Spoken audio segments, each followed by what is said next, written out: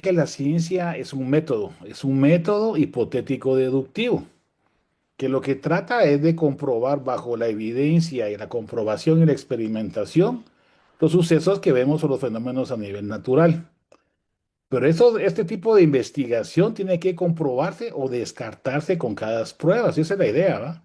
Que para que sea realmente un proceso científico tiene que estar abierto a la investigación y a la falsación, dice Karl Popper. O sea, si encontramos que todos los cines son blancos, hay que buscar un cine negro, ¿va? Que se encontró.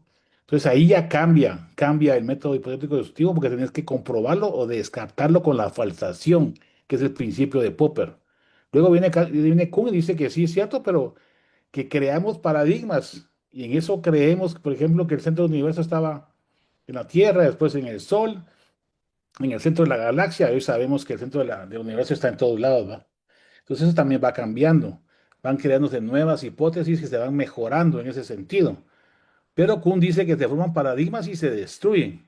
Entonces lo que dice Lakatos es que realmente el método hipotético deductivo hay que falsearlo, forma paradigmas, pero estos paradigmas solo se cambian, se moldean, se mejoran, no se destruyen, que es lo que dice Kuhn. Pero por último dice Feyerabend que tal vez también hay que tener mucho cuidado, porque la ciencia no solamente avanza con el método hipotético deductivo, sino que también hay muchos intereses humanos, hay economías, hay corrupción, hay casualidad, como el Viagra, ¿va?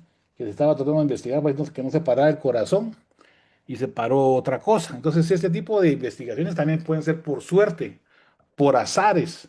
Entonces, este método hipotético deductivo que lo tenemos como que sea una gran cosa, puede tener sus sesgos, ¿va? Entonces, no tenemos que siempre pensar en el cisne negro cuando estamos investigando. Y una prueba de eso es la medicina, ¿va? Antes pensábamos que la medicina, lo que decía el jefe era la ley, la medicina basada en la eminencia, le llamé yo. Pero luego ahora nos dimos cuenta que no es así, ¿va? Que el jefe también se puede equivocar. Entonces buscamos la evidencia. Pero la evidencia, ¿cuál es la mejor? ¿El tipo A de la clasificación de Shekel o la Grade o cuál? Pero esa clasificación basada en la evidencia también la mejoramos, lo que les decía de los paradigmas. ¿Y cómo mejoramos la medicina basada en la evidencia? La medicina personalizada, transdisciplinaria, creo que vamos a hablar hoy, donde se tiene que evaluar precisamente cada paciente para ver si tiene el dinero para comprarlo, para ver si no tiene efectos secundarios de los medicamentos, para ver si a él le hace efecto o le hace lo mejor en este tipo de tratamiento. Tiene que ser una medicina personalizada, que es lo que dice hoy. ¿Y qué es la medicina personalizada? Aquella medicina que va dirigida a tratar al paciente como persona integral, en un equipo transdisciplinario, en la cual esa medicina que previene, participa, se personaliza y se predice el futuro, son las cuatro P's que nos pueden orientar a la medicina que tenemos que hacer hoy. Y debemos de hacerlo transdisciplinariamente, no solamente como pasó la semana pasada, que hace 15 días en el Pilar, donde hay una paciente con un linfoma, que yo le hice el diagnóstico en la amígdala y se puso malita.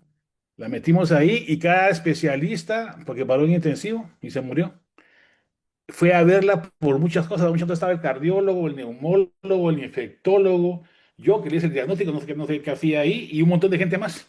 Pero cada quien la va a ver. Es un abordaje multidisciplinario. Pero si nos pusiéramos a hacer una reunión y evaluar el caso, que nunca lo hicimos, sería interdisciplinario. Pero la transdisciplinaridad desde el punto de vista filosófico es aquella en la cual se personaliza el trato, lo que les hablé al principio de la medicina personalizada, que es la que nos lleva hoy. Y este tipo de abordaje transdisciplinario rompe los paradigmas anteriores, es lo que dice Edgar Morán, por si quieren leer el artículo. Y entonces vemos que en las farmacéuticas, por ejemplo, las investigaciones científicas sobre el tabaco, el alcohol y el azúcar han sido manipuladas por corrupción y por intereses económicos. Es lo que dice Feyerabend, ¿va? Que a veces hay artículos que van a ser falsos. ¿Y las cosas de otra forma? Si pudiera hacer eso, probablemente subiría el precio aún más. ¿Por qué? En el sector sanitario hay una demanda constante, así que podría haber obtenido aún más ganancias con un precio más alto. Y ese es mi objetivo final. Nadie lo dice ni se enorgullece de ello, pero vivimos en un sistema capitalista que tiene sus reglas. Y mis inversores quieren que obtenga el máximo en ganancias. No quieren el 50 o el 70%, quieren el 100. Entonces, cuando ese tipo de interés económico sustituye el interés científico, es un sesgo económico que la gnotología lo investiga desde el punto de vista filosófico. Solo se lo dejo en el tintero. Entonces, aquí vamos a ver una endoscopía nasal y como platicamos con Huguito, lo que queremos recordar brevemente las partes. Entonces, el cornete medio es este, lo que está aquí al lado derecho, izquierdo es el tabique, aquí abajo es el cornete inferior, esta es una endoscopía de la fosa nasal del lado izquierdo, un endoscopio de 0 grados, este es el piso de la fosa nasal, esto que están viendo aquí es la trompa de Eustaquio, la fosa de Rosenmüller, la nasofaringe y el paladar blando. Les voy a pasar endoscopías normales y después ustedes me van a ir diciendo rápidamente qué miran de mal y qué les parece que es, porque esta es una clase interactiva. Entonces aquí estamos viendo el paladar cómo se cierra cuando la paciente está vocalizando y este es el endoscopio y este es el cornete inferior. Entonces lo voy a volver a pasar para que lo vean. Acuérdense de estas imágenes porque después lo voy a preguntar. Esta es la fosa nasal del lado izquierdo. Este es el tabique, el cornete medio, el cornete inferior. Esta se llama una apoisiunciforme, pero no tanto que no pongan tanto atención a eso. Que también se han metido los residentes de otorrino, pero esto básicamente es para todos. Entonces el cornete medio se llama complejo osteomiatal. Aquí está la apoisiunciforme, aquí está la bula etmoidal. Aquí drena el seno maxilar y el seno frontal. Y detrás de la bula está el etmoides posterior, atrás de la lamela basal y el esfenoides. Y este es el cornete medio, en términos generales. Ahí pueden ver, miren, la bula, la apoisiunciforme y el cornete medio. Y aquí en el piso van a ver, si van a meter algo en la nariz, tiene que ser en el piso, porque no van a meter, como pasó en el COVID, un hisopo en la base del cráneo, si lo meten para arriba, te lo voy a enseñar cómo. Este es el cornete inferior y el piso de la nariz es recto, horizontal, es paralelo al piso de la tierra. Entonces, tienen que tener esa idea, no para arriba, no que para atrás. Entonces, aquí está viendo la nasofaringe otra vez, la trompa de Eustaquio, la fosa Rosenmüller, el torus tubarius y la nasofaringe. Entonces, por eso yo hice un videíto donde les explicaba a todos cómo meter un hisopo. Se mete recto, abajo, en el piso, para llegar a la nasofaringe y para poder tomar bien las muestras, porque cuando comenzó el COVID me llamaron un par de pacientes porque tenían fístula de líquido cefalorraquídeo y por eso fue que hice este video que tiene muchísima risa, ya no sé ni cuántos vieron. Y también pueden entender cómo usar apropiadamente un spray nasal y explicarle al paciente cómo aplicárselo. Tiene que ser en forma de X y orientado hacia la pared lateral, porque si lo ponen para en medio van a lastimar el tabique y va a sangrar. Entonces el spray hay que ponérselo hacia abajo y hacia afuera, con la mano derecha en la fosa nasal del lado izquierdo y con la mano izquierda en la fosa nasal del lado derecho, orientado hacia la pared de afuera, dirigido, como quien dice, a las orejas. Entonces esto les puede servir la anatomía para poder entender cómo se hace una endoscopía nasal rígida, como en este caso. Entonces, en el 95 regresé del INER de México y comenzamos a operar muchos pacientes. En el 2003 ya llevaba 1.169 cirugías endoscópicas nasales, que uno va aprendiendo con una curva de crecimiento, con días buenos y días malos, pero es un proceso lento. Entonces, muchas de las cosas que hacíamos, este video es dirigido a los residentes de otorrino. Es un espolón septal con una cefalea de Sluder, como lo pueden ver acá. Entonces lo que la técnica que yo usaba era un abordaje endoscópico con una hemitransficción izquierda, con un corte y quitar el espolón y extraerlo, con una septoplastía normal, digamos, pero con endoscopios, ¿va? Pues aquí se mide el espolón septal, hacía una incisión en hemitransficción y por ahí sacaba el espolón, no hacía como hacen algunos de ustedes de solamente cortar el espolón. Entonces luego, por vía endoscópica, le pongo puntos transitivos para cerrar hemostáticamente el área del tabique. Entonces la cefalea que se cura con una cirugía se llama síndrome de Sluder, que es un espolón como el que vieron ahí, por eso tomé el video, y el cual alivia y cura el dolor de cabeza.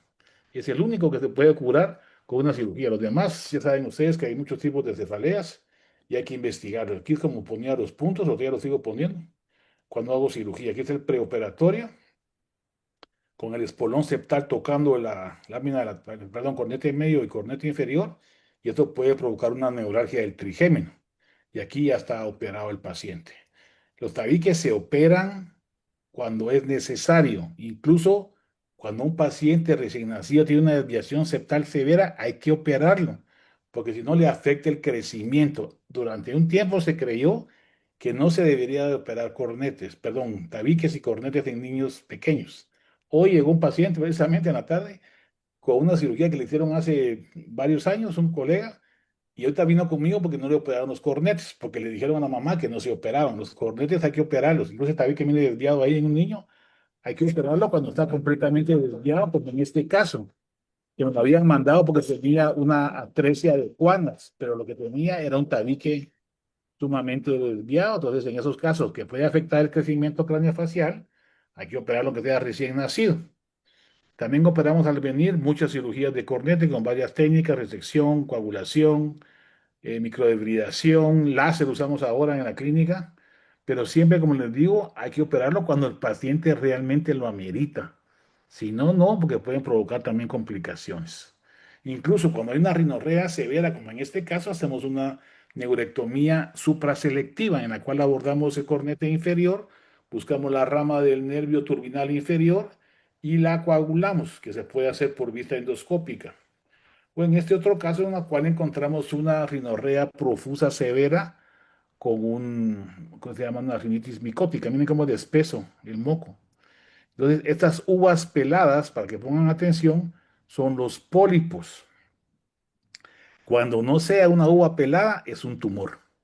Quédense con esa idea, con eso que se lleven hoy todos los residentes de oncología y los residentes de otorrino también que están metidos ahí, me imagino, les va a servir para su clínica privada y clínica particular y lo que quieran. Porque los pólipos se miran así, miren, aquí les traje varios videos para que miren cómo se mira, que es diferente a los tumores. Este pólipo es un pólipo antrocoanal que nace del seno maxilar, que no sé si puedo, aquí. Entonces aquí está, miren, se mira el cornete medio, aquí, esa es fosa nasal del lado derecho. Después un siforme, se quita esta parte de aquí está la comunicación al seno maxilar, se aspira, se corta la fosa siforme, algo rapidón y aquí se entra al seno maxilar, ahí se mira el quiste, ¿eh? El quiste, ese es un quiste, perdón, un pólipo antrocoanal. Miren las características. No son así, ahí van a ver. Es un pólipo antrocoanal y está el seno maxilar abierto, ¿me? Entonces, si miran, ahí se mira el seno maxilar abierto, el cornete medio que les decía, la lámina fundamental. Pero si no miran una uva con cáscara, piensen que es algo diferente. En este caso es un pólipo antrocoanal que puede salir por la fosa nasal y puede llegar a la orofaringe. Miren qué tamaño. Hay descrito casos en los cuales el pólipo, el paciente se comienza a tragar el pólipo que viene del antro maxilar a la nariz y a la nasofaringe. Pero vean las características del pólipo, cómo son. Por eso los traigo los videos, para que aprendan a discernir cuándo es un cáncer. Y sobre todo, cuando miren casos de niños con pólipos nasales, no son pólipos. Son casi siempre, el 99%, tumores de base de cráneo. Pueden ser benignos o malignos, rhabdomiosarcoma o gliomas o encefaloceles o meningoceles, como vimos hace poco en el hospital de Lix, solo que ya no puse el caso aquí, pero para que lo sepan. Y cuando sea pus y tengan este tipo de consecuencias, son pólipos inflamatorios crónicos que pueden dar sinusitis. Esto se confunde mucho con tumores, porque los pediatras mandan a todos los cornetes como tumores o pólipos nasales, no todos, pues, pero muchos colegas. Entonces hay que aprender a discernir cuáles son los pólipos y cuáles son los tumores, que es lo que vamos a hacer el día de hoy. Aquí algunas variantes anatómicas del complejo estomiatal, que no me voy a detener en estas, pero un cornete paradójico, una concha bulosa más grande, una concha bulosa que provocó un mucocele esfenoidal y dejó ciego a un paciente. Estas días de Haller que se observan aquí. Este es el espolón que les decía, miren, este espolón septal es el que provoca el síndrome de Luder. Si ustedes hacen una tomografía, miran que este espolón está pegado aquí a la pared lateral nasal y el paciente tiene dolor y tiene cefalea y ustedes le echan oximetazolina y se les alivia el dolor, significa que la vasoconstricción que provocó el dolor, perdón, la vasoconstricción que alivió el dolor es la causa del dolor. Al ponerle oximetazolina aquí, el cornete se encoge y deja de hacer contacto con el tabique y eso alivia el dolor. Entonces, si ustedes le ponen afrin en la nariz, que parece que tiene cefalea y se cura con ponerle afrin en la nariz, esto significa que lo que tiene es un espolón septal que se va a curar si ustedes lo operan. Una forma fácil de hacer un diagnóstico clínico en la sala de operaciones. Y cuando son pólipos antroconales, como en este caso, nosotros usamos la hipnosis, que no es nada más que la neuromodulación de la atención y la eficiencia energética en el cerebro, que es muy eficaz y que funciona como cuando uno se pone una inyección y tose, no le va a doler. O cuando uno se golpea y se soba el brazo en el golpe, se le va a aliviar el dolor. Pues la hipnosis es igual, tiene el mismo fundamento. Lo estuvimos investigando durante mucho tiempo y hemos hecho muchas cosas con eso y funciona. Y es un principio fundamental neurobiológico, no es místico ni nada de eso. Yo me metí a investigar para ver qué había de verdad en eso, porque funciona como un juguete y como un show si quieren. Pero ¿por qué funciona? La pregunta que yo me hice. Entonces fui a investigar y tiene un principio neuroplástico cerebral en eficiencia energética que gasta energía en un lado y la quita del otro. Cuando ustedes están sumamente concentrados estudiando y se les pasa el tiempo volando es porque la parte temporal del cerebro se apagó, porque usó toda esa cantidad de energía para poner atención a lo que están haciendo. Y bajo ese Big Bang, bajo ese equilibrio entre gastar energía en un lado y apagar otros lados del cerebro, es precisamente esa eficiencia energética que funciona para quitar el dolor. Entonces aquí hay algunos cuerpos extraños que hemos sacado recientemente que provocan también sinusitis y no son tumores, porque un cuerpo extraño que pasa 30 años en la nariz, se lo mandan a uno. Bueno, un paciente llegó a una clínica en un área rural, le dijeron que tenía un tumor y que iban a cobrar 35,000 quetzales. Y llegó a la clínica, creo que aquí tengo la foto esa. Ese de aquí creo que es, déjeme ver. Ah, no, no está aquí. Pero entonces lo que se mira es una como calcificación en el seno, aquí en el cornete, hagan de caso. Y lo que tenía era un rinolito. El cuerpo extraño, después de 30 años, se consolidó, se formó calcio alrededor y parecía un tumor. Entonces se le saca con una pincita ahí y se ahorró 35,000 quetzales, que también se confunden con tumores, ¿verdad? En este caso, el niño tenía no sé cuánto tiempo con un hule metido en la nariz y también le han dicho que tenía un tumor, entonces lo jalamos ahí en la nariz. Pero es un diagnóstico diferencial de los tumores que ustedes van a ver. Estas calcificaciones en los senos paranasales es una rinosinusitis micótica, porque también capturan calcio. Entonces, cuando miran una cosa así en la nariz aquí, puede ser un rinolito, porque es un cuerpo extraño con muchos años que estuvo ahí. Entonces, cuando vean en esos casos que el paciente es diabético, que se han usado muchos antibióticos, no es un cáncer, es una infección crónica. ¿Y por qué es crónica? Miren el grosor del hueso aquí, del seno maxilar, y miren el grosor del otro lado. Esta osteitis es provocada por la infección crónica de los hongos en el seno maxilar. O sea que de repente tiene años o décadas con la infección ahí. Entonces, cuando miren este tipo de diferenciación entre las calcificaciones de las paredes, pueden pensar en eso. Y cuando tengan una cefalea de tipo central en el occipucio, generalmente es esto, es una sinusitis esfenoidal, que también se asocia a tumores del clivus, la base del cráneo, que van a ver por ahí en algunos casos. Y este tipo de mucoceles no son tumores, son obstrucciones del seno paranasal afectado y nos pueden dar una sinusitis frontal, una etmoidal o una esfenoidal que provocó una ceguera. Miren cómo está aquí el mucocele, provocó una ceguera de un lado y tenía hemianopsia del otro. Lo drenamos y se recuperó la hemianopsia pero este ojo ya no lo recuperamos. Entonces, una cirugía sencilla puede curar una ceguera, bueno, una hemianopsia de un lado, pero ya el nervio dañado de otro lado no se podía. Entonces, en este caso, para los residentes de Otorrino de Lix, es un caso que operamos en el San Juan de Dios con un mucocele. Entonces, el mucocele realmente bajo hipnosis se puede hacer con anestesia local. Es un procedimiento relativamente sencillo. Estoy metiendo un tubo, miren, en el seno frontal, después de hacer la ampliación del ostium del receso del frontal. Entonces, es una cosa que es relativamente sencilla, que se puede hacer también con hipnosis en la clínica. ¿Cómo está? ¿Cómo se siente? Muy bien, doctor, gracias. Ya logramos drenar su mucocele frontal. ¿Cuánto le dolió? De 0 es nada y 10 es mucho. ¿Cuánto le dolió el procedimiento? 2. Poquito, entonces. Sí. La gente más liberado. Ajá, sí. Le aguantó todo el procedimiento, ¿verdad? Al mucosele del lado derecho, miren, izquierdo de la pantalla, y al mucosele en el posoperatorio, pues como una tomografía, un control, miren, está abierto ahí completamente. Entonces sí se puede hacer, como se lo estoy enseñando ahí, pero muchas veces esos mucoceles no son mucoceles, no que son abscesos intracraneales, que tampoco son tumores, pero se pueden hacer como diagnósticos diferenciales y hay que aprender a saber cuáles son cuáles. Otra cosa que hicimos mucho aquí en el IX cuando regresé fueron las dacroshistorinostomías, sobre todo para infecciones crónicas. Aquí está viendo el saco lacrimal y cómo se abre por vía endoscópica. Y también es un procedimiento relativamente sencillo, ¿va?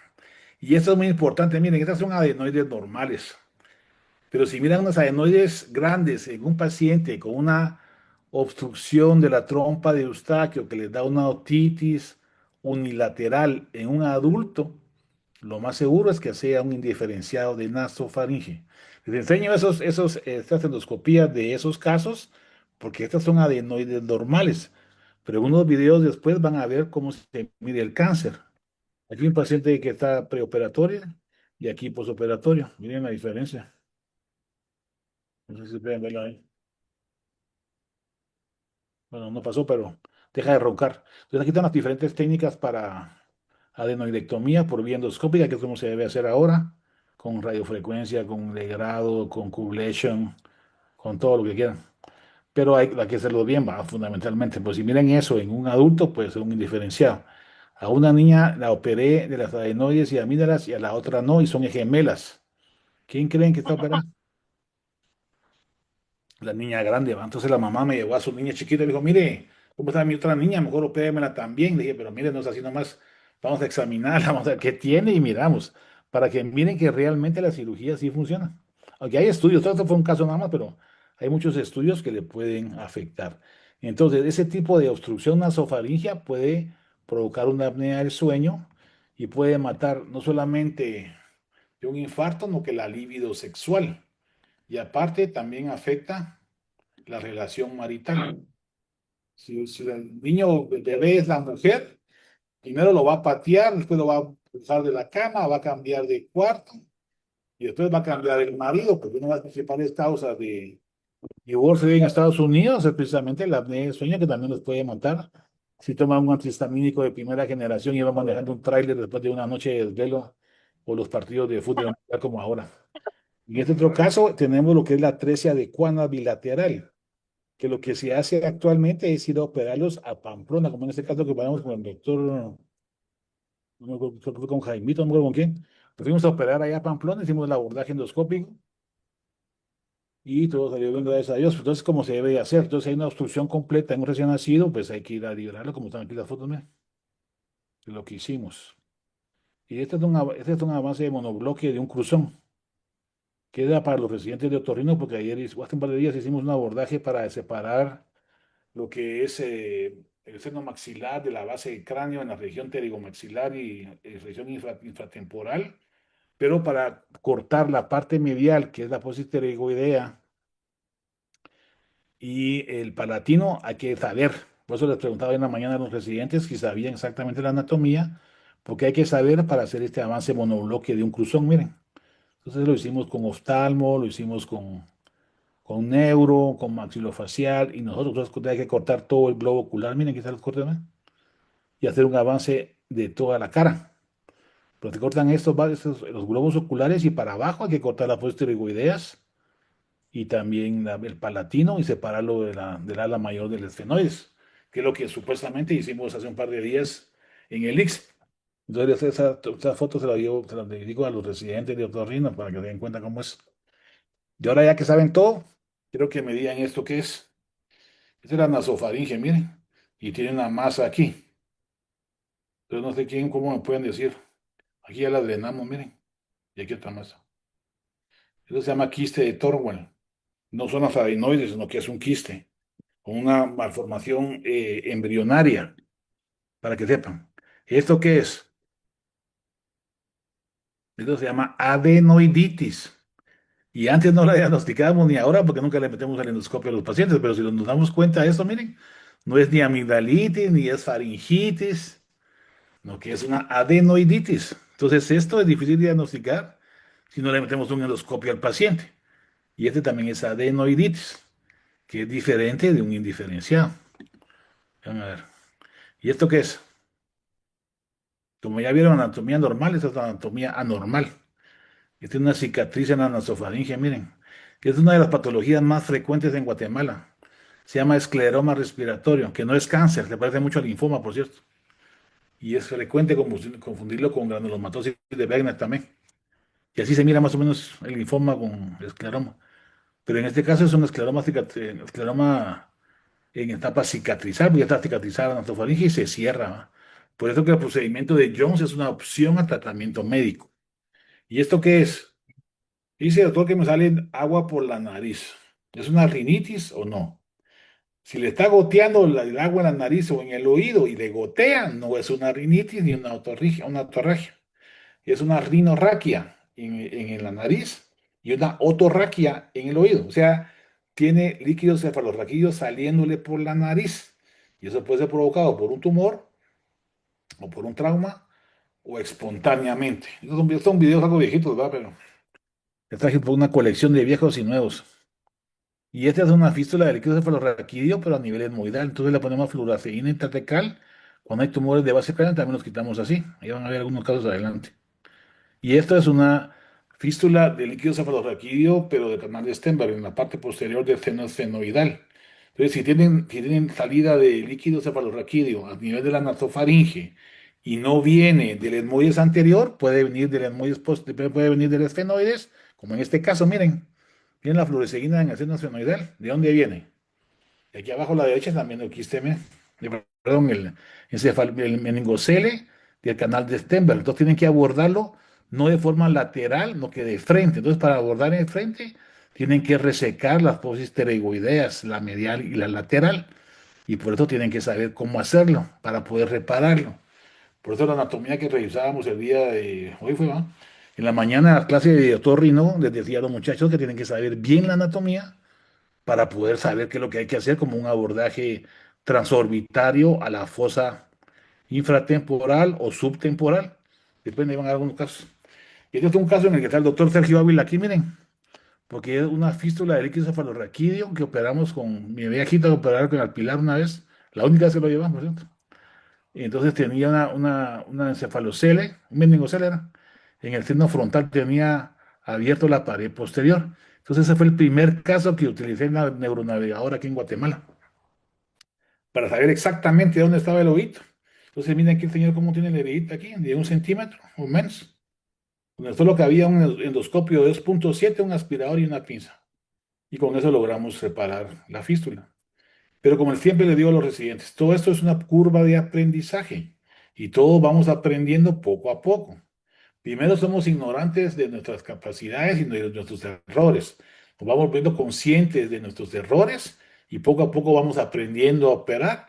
Y después, cuando nos llevamos de la muy confiada y lo hacemos en automático, nos metemos a clavos, como le pasó hace poco a un colega que por querer operar rápido arrancó con una asa de amígdala, la lingual y se le llevó la carótida y tuvimos que abrirle el cuello para pararlo. O cuando hacemos rinoplastías y nos pasamos de la mano, o cuando nos confiamos mucho y tenemos errores. Entonces, cuando alguien se vuelve muy competente, no hay que perderle el respeto a la cirugía. Por eso siempre hay que estar entrenándose, ¿verdad? Aquí estoy con Aldo Stamp, que es uno de los mejores cirujanos endoscópicos de base de cráneo del mundo. Ese Mr. Klinger fue el primero que comenzó a hacer este tipo de cirugías. Aquí estoy yo también operando cuando recién vine con... Miren, miren aquí el teléfono celular y un cable, porque no había ni siquiera fuente de luz, entonces tuvimos que inventarnos a los chapín, a los como chapulín colorado para tratar de hacer cirugías, pero no siempre se los recomiendo que lo hagan. Entonces, mi primera cirugía endoscópica de un tumor benigno en Guatemala, un angiofibroma que venía de México, por cierto, y lo operamos por endoscópica sin taponamiento, fue en el 98. Y este es el tipo de abordaje que hacemos, que básicamente es endoscópica o cateterización. Mañana voy a hacer una, por cierto, por si quieren llegar a las 5 de la mañana, porque es un estadio 1, entonces uno lo puede hacer así y lo puede dejar sin taponamiento. Aquí hay otro caso. Miren cómo se amplía la fosa pterigomaxilar y el agujero esfenopalatino. Ese es típico patognomónico de un angiofibroma. Si miran esto, es un angiofibroma, generalmente, pero no siempre se miran así tampoco, ¿va? Este es otro angiofibroma, miren. Pero miren el cráneo cómo está, el tumor. Entonces, ese tipo de abordaje se aborda con abordajes tipo Fish o subtemporal. Ahora tal vez me animaría a hacerlo transorbitario pterigomaxilar. Y también casos de angiofibroma con testigos de Jehová, que hay un doctor que, que es mi amigo, creo, y me manda todos los angiofibromas de todos los testigos de Jehová de Guatemala. Entonces ahí tuvimos que crecer y tener también complicaciones como un infarto o cirugía de corazón abierto. No sé si habría influido eso, creo que no, porque genéticamente ya tengo mi predisposición. Es un angiofibroma, miren, que es diferente de un escamoso. Miren cómo se mira este tumor. Este es el cornete, miren. Es diferente el cornete al tumor, al pólipo. Ya se están dando cuenta. Es un tumor vascular, miren, un angiofibroma. Es el angiofibroma, miren. Pero es diferente el cáncer, ahí van a ver. Bueno, este es mi corazón partido, ¿va? Tengo 3 infartos, 2 bypass, parte es genético y parte del estrés que me meto a hacer cosas que no todos quieren hacer. Como este angiofibroma que está intracraneal también. Miren, entonces antes hacía abordajes laterales, externos, faciales, pero ahora todo lo hago con globin asociado a endoscopios. Miren cómo llega el tumor tan grande, miren cómo se mete aquí en la base del cráneo. Y aquí, aparte tenía un aneurisma, aparte de todo, de ganancia. Entonces así lo quitábamos antes, pero ahora ya usamos más abordajes endoscópicos. Esto fue que operamos un señor la semana pasada, tumor de células gigantes con un tumor de base de cráneo aquí. Miren cómo está destruido aquí el cráneo. La pared de la lámina papirácea. Entonces lo pudimos abordar con un de Globin, como les contaba anteriormente, con oncología, Bueno, este fue una cirugía transdisciplinaria entre cirugía plástica, maxilofacial, oncología. Ya había sido radiado y tratado médicamente aquí en el ICS y lo operamos. Y salió bien, gracias a Dios. La discusión era si le podíamos tapar el ojo porque estaba tomando toda la lámina papilácea y el recto interno, miren. Pero ya previa tratamiento a un médico, como que ustedes le dieron, más la radioterapia y todo, estaba más focalizado. Entonces le logramos salvar el ojo, a pesar de todos los detalles quirúrgicos. Esto ya va apareciendo un tumor, miren, es un papiloma invertido, que muchos de estos también tienen ya una degeneración a cáncer, un escamoso. Entonces este ya no es una uva sin cáscara. Esto tiene otras características macroscópicas fenotípicas. Entonces, si miran esto así, tienen que descartar que no tenga un cáncer. Parece papiloma invertido, pero puede desarrollar cáncer hasta un 15-16%, depende de qué estudios donde vayan estudiándolo. ¿Va? Y este era un osteosarcoma, miren. Y lo operamos y le hicimos una resección de base de cráneo. Y usamos que nunca más lo volví a usar. Usamos un hueso sintético, pero realmente provoca mucha reacción inflamatoria.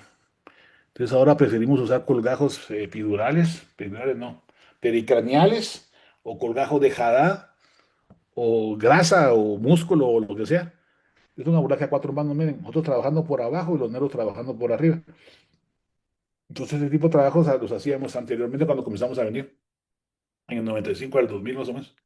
Pero luego comenzamos a hacer abordajes mínimamente invasivos y lo estamos abordando por la nariz nosotros, miren, y por arriba los neuros. Entonces nos contamos en medio.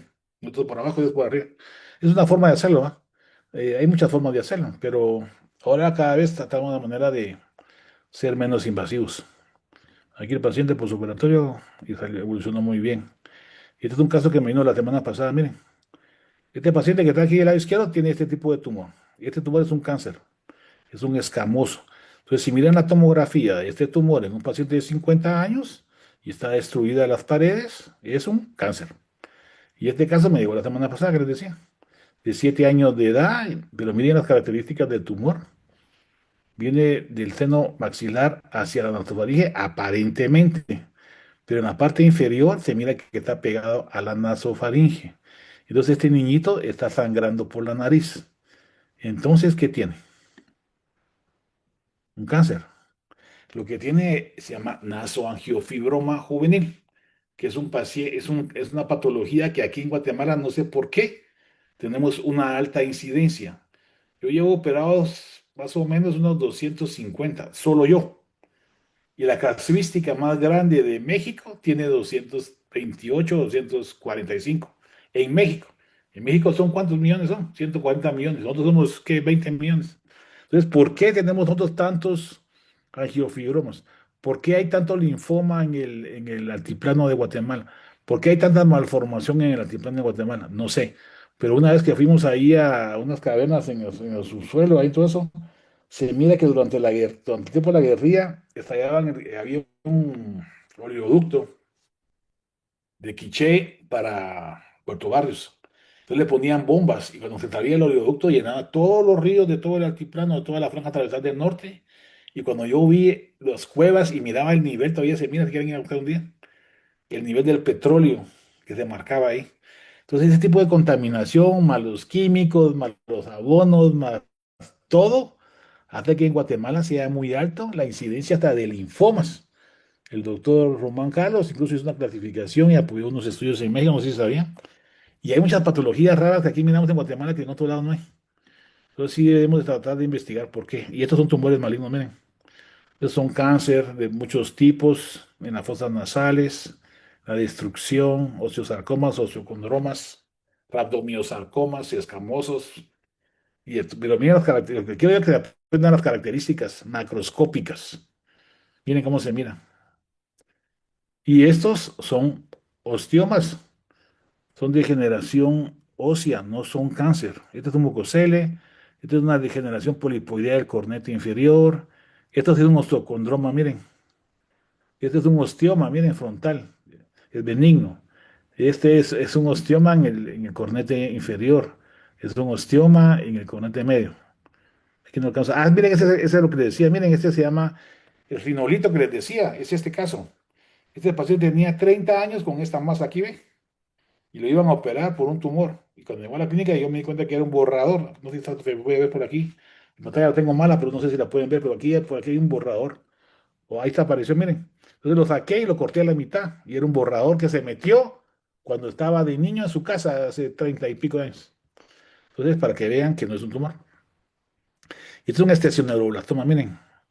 Como acaba de regresar y quería operar, entonces lo operamos. Pero un esthesioneuroblastoma es mejor darle radioterapia antes u operarlo antes. Aquí también el señor estaba nítido y no tenía ni un síntoma. Estaba un poco frontalizado, pero se miraba muy buena gente. El abordaje craneal y el abordaje endoscópico. Entonces lo que le decía yo a los muchachos es que aquí está el preoperatorio y el posoperatorio. Miren, que es mejor operarlos con radioterapia previa. ¿Por qué? Miren este caso. Este caso estaba, no todo no como el otro, pero sí estaba todo tapado. Le dieron radioterapia y solo le quedó así, ¿ve? Entonces cuando uno entra a operar, nítido, ¿va? Solo le quita el tumor aquí ya. Entonces es mejor operarlos con radioterapia previa, por lo menos en mi experiencia. Entonces, ahí, bueno, mañana discutíamos un caso que lo vamos a presentar este viernes en la reunión de tumores allá en el IX, por si quieren llegar, para que lo vean cómo lo vamos a tratar. Ahora quiero que ustedes me digan qué es esto. Este conecto inferior, ¿verdad? Es el piso de la fosa nasal del lado izquierdo. Entonces vamos a avanzar aquí hacia la nasofaringe. La paciente tiene un problema de otitis media serosa del lado izquierdo. Y esto que está aquí, ¿qué es? Es un tumor indiferenciado en nasofaringe. Y el motivo de consulta fue la trompa de Eustaquio, la otitis media serosa unilateral. El paciente tenía sordera de un lado. Entonces, si un paciente le llega así, yo tampoco tuve que tratar a ti mi pariente, por cierto, que fue con varios colegas y le sacaron, le pusieron tubos de ventilación. Y después llegó conmigo y lo que tenía era un tumor indiferenciado en nasofaringe. Hay que tener cuidado con eso. Estos son indiferenciados, miren. Aunque hay otro por aquí. Entonces, las características son diferentes a los hipertrofia de adenoides, por eso los presenté anteriormente, a los indiferenciados de nasofaringe. Y estos son tumores indiferenciados de nasofaringe, son cánceres. Y generalmente se manifiestan con una disfunción de trompa de Eustaquio o con ganglios también, ¿va? Porque generalmente esos tumores son muy difíciles de diagnosticar si no le meten un endoscopio. Entonces tienen que conseguir un endoscopio. ¿Y cuánto vale un endoscopio? Al final los psicólogos no lo pueden conseguir. ¿De qué rato está? Aquí estamos operando con un neurocirujano. Entonces yo estoy operándolo y él está viendo sobre la pantalla. Entonces yo hice toda la cirugía y él estaba viendo, pero estaba bien emocionado porque nunca había visto así, porque son de mis colegas neuros con los que operaban, ¿no? Entonces ellos, Comenzaron, entonces estaba súper emocionadísimo ahí porque quitamos eso en mi minca. Entonces, miren, en este caso, otro tumor, miren, la base del cráneo, es el quiasma óptico. Miren, aquí entramos a la, dando un esfenoidal. Aquí está el quiasma óptico, nervio óptico. Aquí está la, pues, núcleo pupilares y por ahí no puede dar el tercer ventrículo. Es una curva de aprendizaje, ¿no? Por eso les digo, no vayan a copiar. Aquí estamos ya disecando cada esta tuberculosis que les decía, miren. Y después uno se mete ahí. Cuando hice este curso con el doctor Stan, me metí por aquí hasta el nervio coclear, el nervio, no, bueno, la cóclea y el nervio coclear y ahí por ahí al lado. Entonces yo le decía que después vamos a salir por la parte de atrás de la camilla. Y ahora que fui a España la semana, el año pasado, ya, este nervio, miren, pues yo le decía a Stan que pronto íbamos a hacer las cirugías así y hoy las están haciendo así. Un paciente que operamos en Alix, miren, estamos operando la base de cráneo, aquí arriba está el neurocirujano operando desde arriba, miren, también a 4 manos, este tumor, miren, este es el neuroblastoma. Está el doctor Flavio Dávila, aquí está el doctor Flavio, aquí está, bueno, no miro bien la pantalla, pero ahí están todos. Y después de la cirugía me querían echar, pero es la parte del cráneo superior, aquí estamos con el endoscopio. Entonces hacemos un abordaje transdisciplinario, ¿va? Para tratar la manera de hacer esto, lo cerramos con músculo, fascia y un colgajo de jadal. Tengo el postoperatorio, miren. Está el doctor Jaimito, miren. El doctor, no me acuerdo, un Cordero, Flavio y yo. En el postoperatorio inmediato la señora estaba nítida, ¿no? Entonces, el año pasado fuimos a hacer un abordaje de base de cráneo, pero por transorbitario. Y a partir de lo que aprendimos allá en España, a la semana nos quedaron aquí un par de casos y los operamos por vía esfenoidal, perdón, a través de la fosa pterigopalatina y también la fosa infratemporal a la región subtemporal. Entonces nos metimos a través de la fosa pterigomaxilar a la base del cráneo. Entonces operé uno en el San Juan a los 15 días de haber realizado ese curso. Y aquí está el preoperatorio, el postoperatorio. Este fue el tumor, miren. Y después operamos uno aquí en el examen.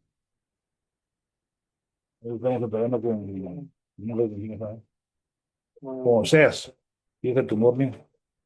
Y está atrás de la fosa subtemporal, ¿va? Atrás de la fosa pterigomaxilar, a un lado de la fosa infratemporal. Entonces lo abordamos por vía pterigomaxilar. Y ahora veamos rápidamente un poco del oído, de difusión de trompa de obsequio que les decía con los tumores, glomus, también cuidado, si miran un glomus, una masa que pulsa roja ahí, es un tumor, no se puede hacer lo contrario, generalmente un glomus carotídeo o un granuloma de colesterol, pero también hay muchos cánceres, ¿no? Aquí la vista endoscópica con endoscopio. Cuando yo estaba en el INER, comencé a meter el endoscopio al oído ahí, el doctor Soa, que era mi jefe, me dijo que no hiciera eso. Si él me hubiera dejado hacer eso, hubiéramos sido el primer hospital del mundo en hacer cirugía endoscópica de oído. Pero me dijo que no, que me iba a regresar a Guatemala, entonces ya no hice. Y ahora todo lo están haciendo por vía endoscópica. Desde timpanoplastías como esta que están viendo aquí, hasta abordajes de la fosa media y fosa posterior. Esta hice yo, es un abordaje que hice en la fosa media, miren, aquí tenía una fístula, la fístula que vieron de la otorraquia, hice esta paciente. Entonces nos metimos con una microtrepanación aquí, abordamos aquí, pusimos una fascia en todo el techo del oído y le curamos la fístula, ¿va? Para no hacer una craniectomía. Este es otro caso es un sarcoma, no, un sarcoma del conducto. Entonces aquí hay que hacer una petrosectomía total con parotidiectomía, ¿va? Y disección ganglionar. Esto lo ponen en San Juan cuando recién vine, por cierto, ahí miren el Penrose. Ahora ponen un montón de cosas, pero yo en esa época, miren el tumor cómo estaba, aquí está el tumor. Pues hay que quitar la parótida, ¿va? Y este es otro tumor grande, miren el clivus, con una afección de los nervios de la base del cráneo. Entonces, si mira una parecia del recto interno, el motor ocular común, disfagia, una masa en el oído, parálisis facial, muchas manifestaciones que nos pueden orientar a pensar en malignidad en la base del cráneo. Y eso es lo que queremos ahora fomentar en el estudio de esto, ¿no? Y las petrosectomías, los abordajes tipo laterales con resección subtemporal. Y también en este abordaje, este fue un transvestibular, miren este meningioma que está aquí, miren el tamaño. Este lo operamos en el San Juan, en el San Juan de Dios hace, bueno, cuando recién viene, perdón. Entonces, una petrosectomía completa con resección del meningioma en el ángulo pontocerebeloso, que es el abordaje que está el nervio, miren. Miren cómo estaba antes y cómo estaba después. Miren aquí antes y después. Control tomográfico. También hicimos un abordaje también a través del seno sigmoideo. Abordamos todo hasta el ángulo pontocerebeloso con el doctor Palacios también. Hicimos aquí en el IX y otros también en San Juan. Y tumores este caso lo traigo porque es importante que tratemos a los pacientes transdisciplinariamente. Porque si cada quien hace su parte, después pasa esto, ¿va? Que se opera el paciente, después me lo mandan a mí para que yo lo componga, porque yo no puedo crear un nuevo oído en otro lado, pues tiene que tener una orientación al resecar el tumor para dejar un conducto en donde corresponde. Entonces hay que entrar, como hicimos la semana pasada, todo el equipo transdisciplinariamente y orientarnos y colaborar, que es lo más difícil de un tipo de abordaje así, ¿va? El yoico, le digo yo, mucha gente que se cree Dios, pero todos somos cirujanos y todos podemos aprender todos los días y lo podemos comprobar. Y esto es lo que les decía de los linfomas angiocéntricos, ¿verdad? Los linfomas letales de la línea media, que fue el doctor Román Carlos, miren, uno de los estudiosos del linfoma en Guatemala que colaboró a nivel internacional con publicaciones para la nueva clasificación, según entiendo, ¿va? Y otros casitos más de cáncer, ¿verdad? De orofaringe, tío, operamos a un colega, por cierto. El doctor Marín, que es el jefe del INCAN de cabeza y cuello, vino a operar a un colega, yo lo ayudé. Junto con el doctor Raúl Jiménez, estamos tratando de manera ahora de hacer un abordaje transdisciplinario con la base ayudándonos del doctor Marín en INCAN de México y el doctor Solares en Atlanta, en Estados Unidos, para poder formar lo que es nuestro sueño, la unidad de cabeza y cuello del IX. Que aprovecho para invitarlos y colaboremos todos en esto, ¿verdad? ¿Cómo vamos? Puchi, están llamando 10. Entonces aquí vamos a apurar un poquito la laringe, vamos a ir algo rapidito. Estas son las cuerdas vocales, estas son el repliegue ariepiglótico, esta es la epiglotis. Bueno, aquí voy a tardar un poquito para explicárselos. Aquí están los senos piriformes aquí atrás, las aritenoides aquí adelante, y el epiglotis.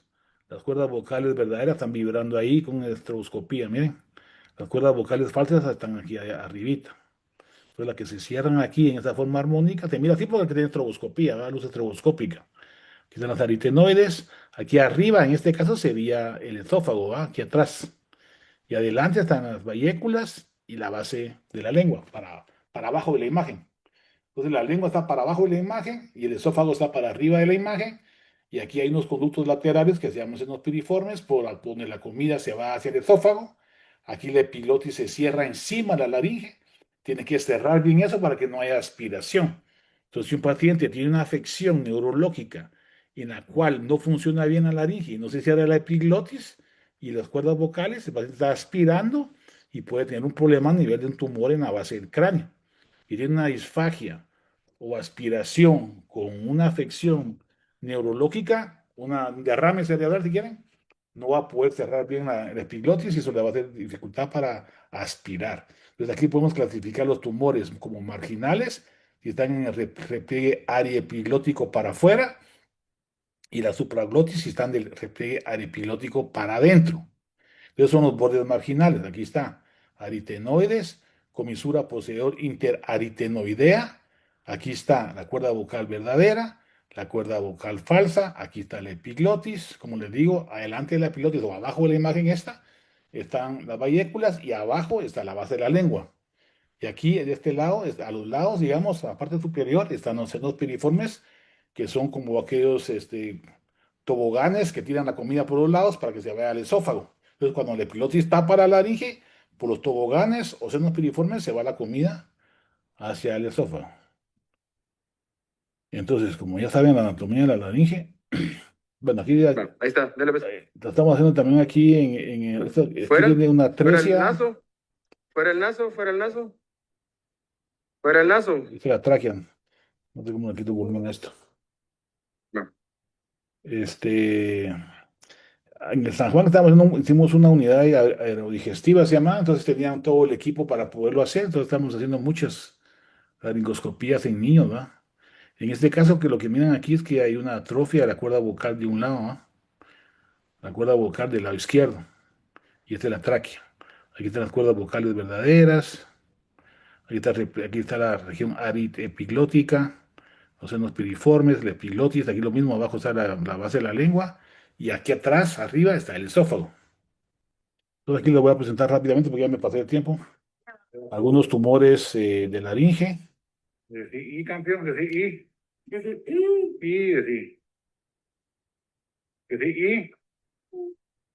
y. Tiene paralizada una cuerda, ¿verdad? Tiene una parálisis de cuerda vocal del lado izquierdo. Esa es una microlaringoscopía directa, donde como la hacemos en la FIA, perdón, en el San Juan, pero igual las hago en todos lados, ¿verdad? Para poder hacer una cirugía conservadora de laringe. Aquí hay pólipos, nódulos, granulomas, cáncer. Mira, pues, este es cáncer. Este es un granuloma. Este es nódulo del cantante. Este se llama edema de Renke. Es un pólipo, nódulo del cantante, cáncer. Fíjense que aquí tiene estenosis subglótica, miren. Aquí es cáncer y papilomas. Aquí es un hemangioma subglótico, miren. Esto que miran aquí es un hemangioma subglótico. Aquí estoy haciendo una cirugía con láser, el único láser que usaba yo en la laringe en México. Aquí, bueno, ahora ya compré uno. Un se llama un diodo, y es rayo láser azul se llama, que supuestamente es mejor que el CO2. Aquí es una resección, una supraglotoplastía cuando hay una laringomalacia. Esta es una supraglotoplastía tipo 1, solo se quitan los aritenoides. Aquí está la comisura anterior arriba, o sea que aquí la base de la lengua está arriba, porque estamos atrás del paciente. Es una laringoscopía de suspensión, y aquí estamos haciendo la cirugía, la supraglotoplastía para la laringomalacia. Esto que están viendo aquí son papilomas, pero se pueden confundir con cáncer. Aquí estamos colocando un stent por una estenosis. Lo que quiero enseñar son tumores, ¿verdad?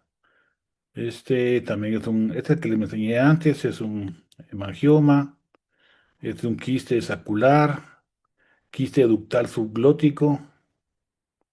Es un quiste en la vallécula, miren, que se confunde con cáncer también, va. Y estamos una laringofisura para hacer un cierre posterior de una hendidura faríngea. Es una hendidura faríngea tipo 1 que solo se pone aquí un par de puntos y se corrige. Es una comunicación entre la laringe y el esófago. Es un cáncer, miren. Entonces, ese es un cáncer, se llama exofítico, ¿ah? Aquí la primera cirugía que hice cuando vine a Guatemala fue una hemilaringectomía vertical por un T1, T2 era, de cuerda vocal con comisura libre. Y otros tipos de cáncer en la laringe, miren. Entonces, este cáncer, por ejemplo, está en la cuerda vocal, ¿va? Pero aquí estamos viéndolo desde abajo. Entonces, aquí atrás está la comisura posterior, aquí arriba esto es la epiglotis, miren. Y ese es un cáncer que está afectando la comisura anterior, un T3, ¿va? Aquí está al revés, esto es como una fibroscopio. Aquí está el repliegue ariepiglótico, aquí la comisura anterior está adelante, y ese es un tumor exofítico. Lo que pasa es que aquí en mi televisión no puedo ver esas cosas. Esto es una cordectomía subepitelial.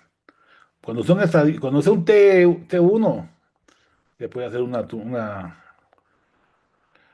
cordectomía unilateral, idealmente con láser, ¿va?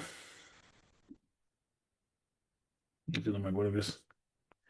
Es un tumor también, miren, es un cáncer. Porque tengo un problema aquí con la computadora, no puedo ver parte de abajo de mi pantalla, pero es un cáncer. Vamos a ver este qué es. Es el epilote, ¿verdad? Aquí está la película, miren.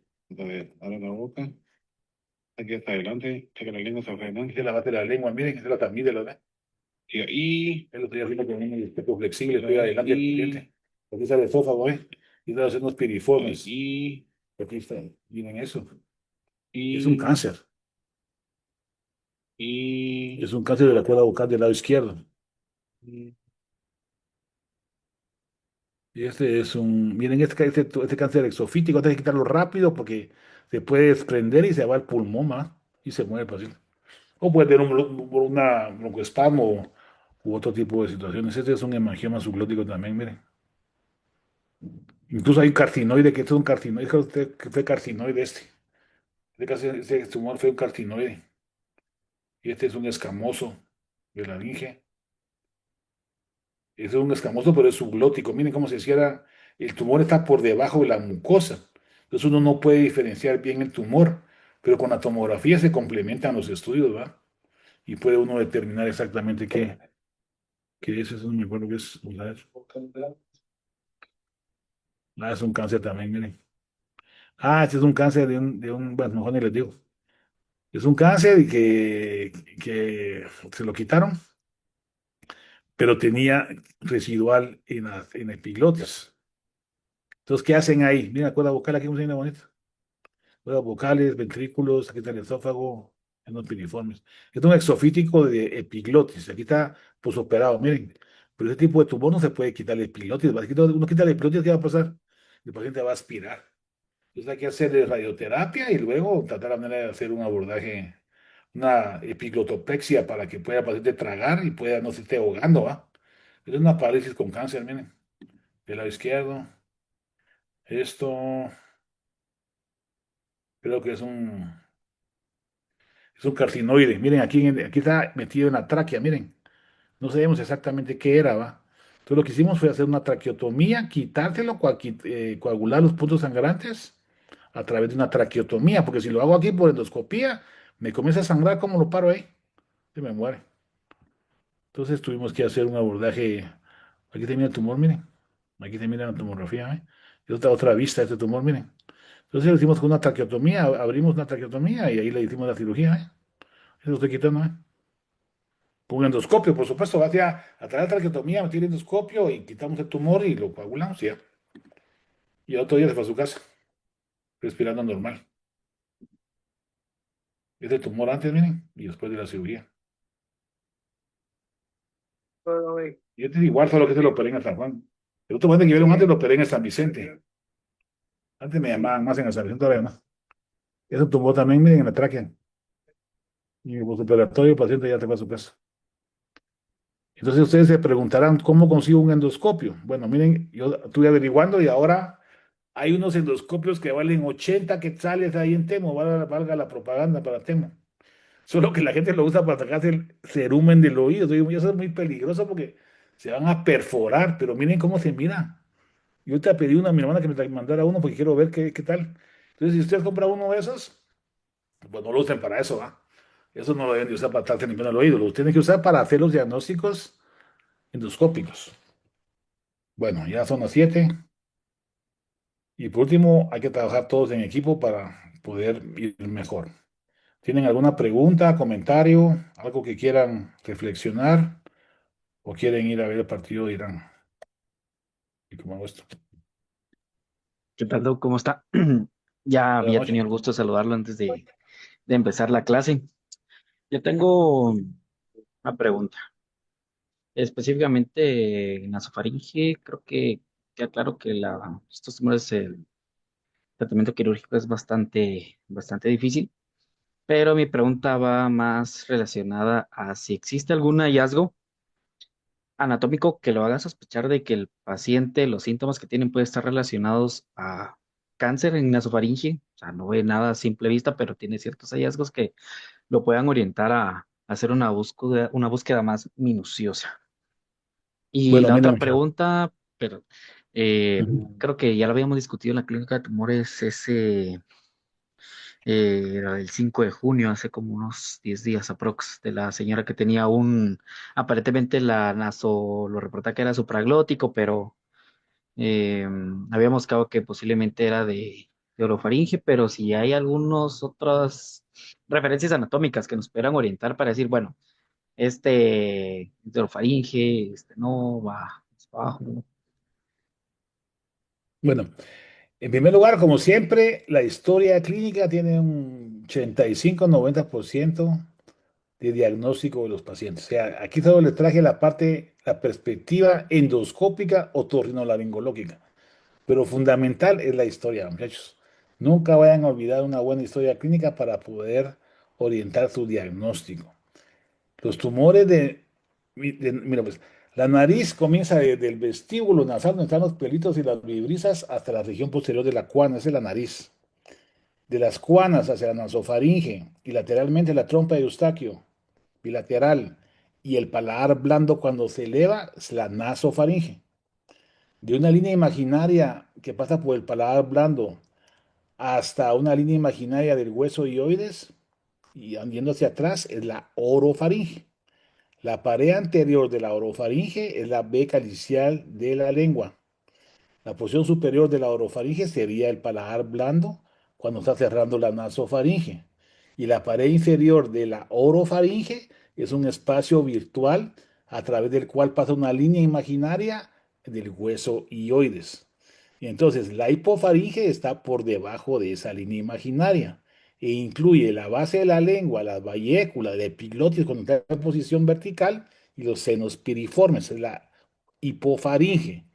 ¿Qué divide la hipofaringe de la laringe? El repliegue ariepiglótico, es el límite. Cuando tienen ustedes un tumor marginal, está ahí, en el repliegue ariepiglótico, o en la porción superior de la epiglotis, digamos.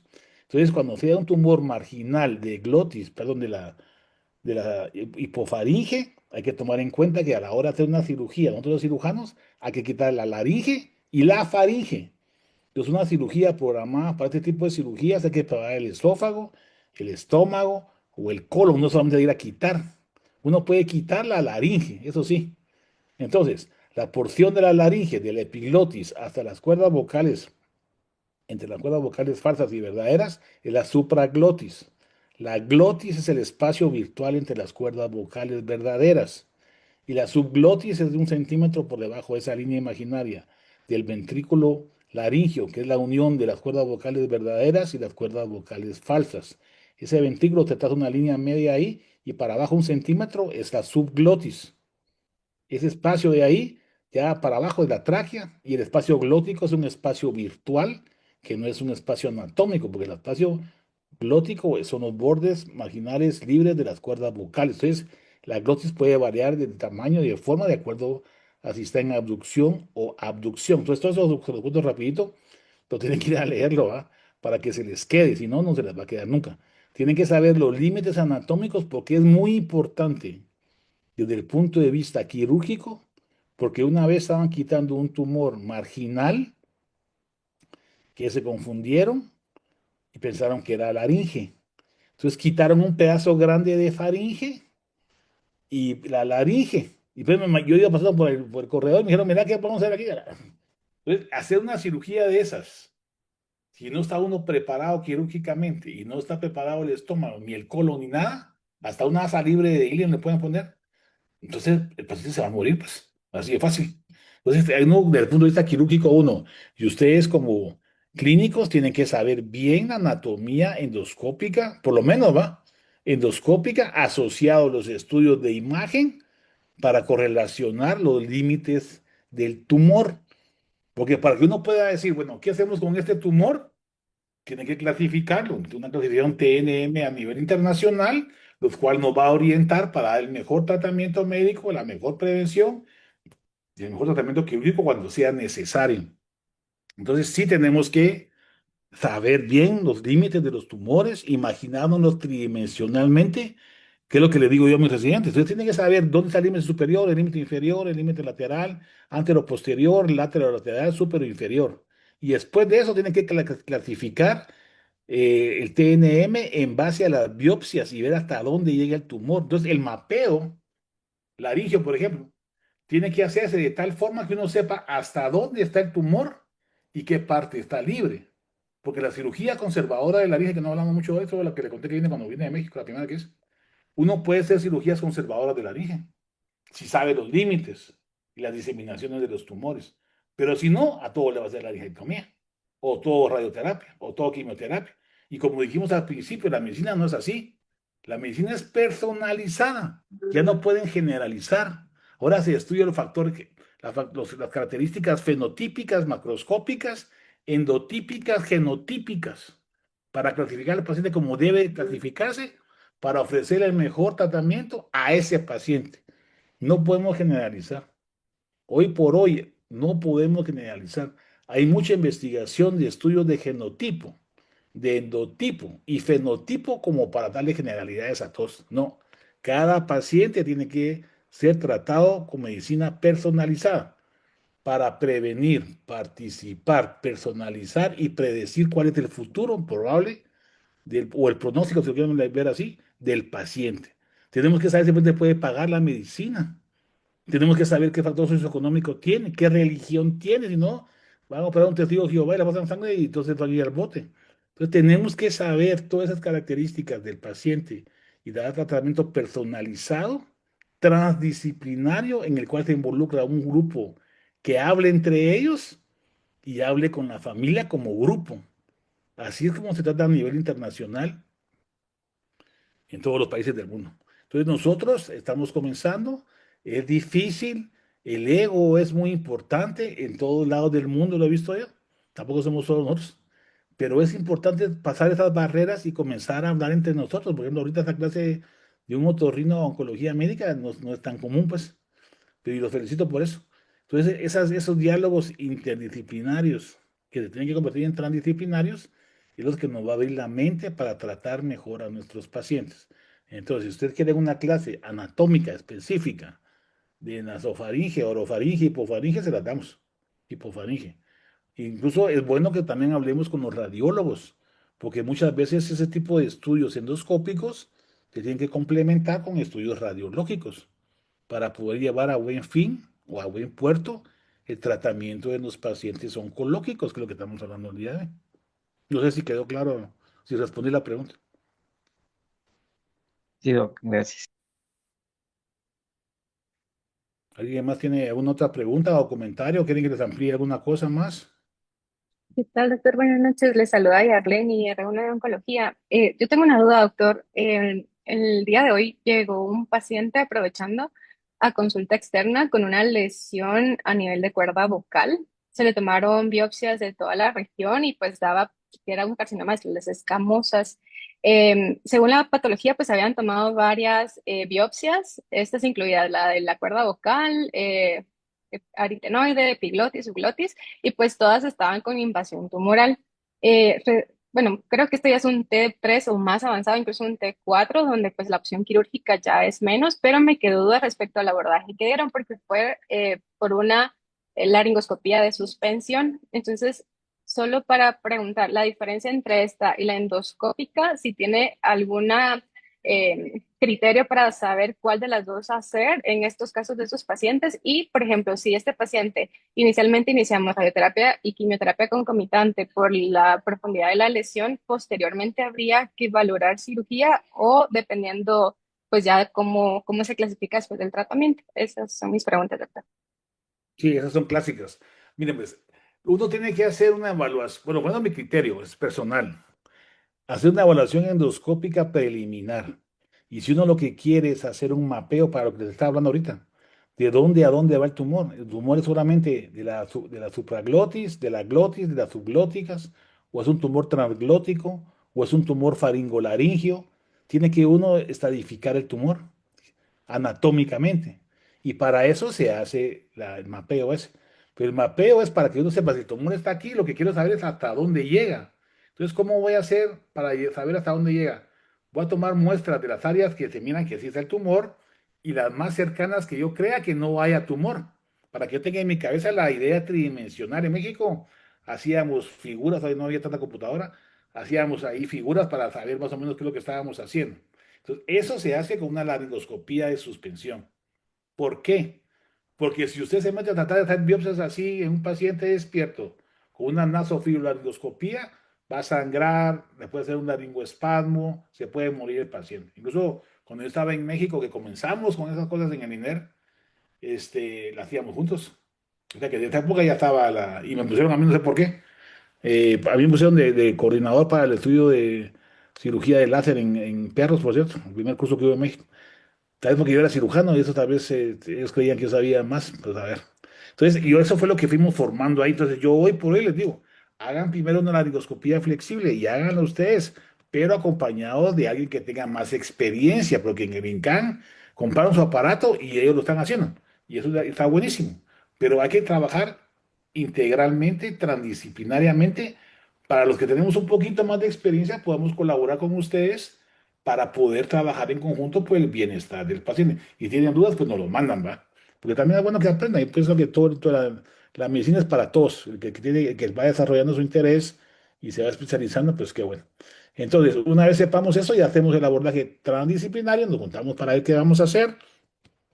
Sí, antes todo era cirugía, ahora todo es radioterapia o quimio o lo que sea.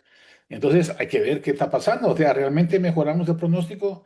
¿Realmente era mejor la cirugía? ¿Realmente es mejor la radioterapia? ¿Realmente es mejor la quimioterapia? Y para eso están los estudios, ¿va? Para poder saber cómo les va a ir. Pero ¿saben qué? Nunca vamos a poder tener un protocolo exacto. ¿Por qué? Porque todo es personalizado. Entonces tenemos que aplicar lo mejor que sabemos a ese paciente en particular. Un gran protocolo de muchas cosas es muy difícil de hacer. Yo digo a los residentes, ¿cuál es la mejor cirugía para cornetes? Hay radiofrecuencia, hay láser, microderivatización, lujación, la crioterapia y un montón de cosas. Entonces, ¿cuál va a ser la mejor? La mejor es aquella que sirve para un paciente en particular con sus características fenotípicas, endotípicas y genotípicas. Y si algo les quiero dejar de mensaje, aparte que sepan que una uva sin cáscara es un pólipo, lo demás puede ser tumor, es que deben tratar con medicina personalizada a los pacientes. Siempre piensen que son ustedes o su papá o su mamá la que le van a quitar la laringe y ya no va a hablar. En Salvador quitaron una laringe por un carcinoma de laringe, le quitaron la laringe al paciente, se salvó del cáncer y como no le explicaron al paciente, al paciente, el paciente agarró una pistola y mató al cirujano. Historia de la vida real. Entonces, la comunicación con los pacientes es muy importante. La medicina personalizada y empática no solamente les va a dar más pacientes y más dinero, sino que van a tener mejores resultados. Entonces, en resumen, creo que hay que hacer una endoscopía flexible diagnóstica y luego, si van a hacer un mapeo en sala de operaciones con un equipo prudente, tratando de hacer lo mejor posible para poder estadificar. Hace poco operamos un paciente que se le había dado radioterapia y quimio con el doctor Tello y hoy hicimos una laringectomía. Entonces, si a mí me ponen a escoger si le hago una cirugía o le den radioquimio primero, yo les digo, yo preferiría operarlo de una vez, si está indicada la cirugía, pues, ¿verdad? Y si el paciente acepta quedarse sin poder hablar. Ahora ya es más fácil con una válvula Brunsinger o los aparatos que hay para poder hablar con la faringe. Pero eso no es excusa, ¿va? Entonces, si es mejor la radio y la quimio, pues está bueno, entonces que usemos la radio y la quimio. Pero en nuestras manos, en nuestro hospital, con nuestras radioterapéuticas y con nuestros medicamentos, eso es así. Todo lo vamos a saber si tenemos los estudios, si no, ¿cómo? Son uno que otro no es estadística. Y otra cosa es que la estadística no creo en la estadística. Cada persona es 100% una persona. Pues hasta la mano se muere. O sea, es probable que se salve, sí. Hace poco, como que les conté ahorita hace poco en el hospital privado, que decía yo, bueno, yo estoy una señora con respiración de Kussmaul. Y les digo a la familia, miren, yo creo que es importante que sepan que ese tipo de respiración es una respiración agónica, les dije, fue la palabra que usé. Por lo tanto, creo que vale la pena que traigan a su familia y que platiquen entre ustedes, porque yo miro que eso. ¿Y cuáles amores? Yo no sé, yo no soy Dios. Pero lo que sé es que con una respiración de Kussmaul tienen que platicar qué van a hacer, porque eso ya es una cosa terminal. Entonces, yo por eso les digo, no tienen que estar con los pacientes y platicarles en las buenas y en las malas, como decía un profesor mío. Si algún día se te muere un paciente, tienes que ir con él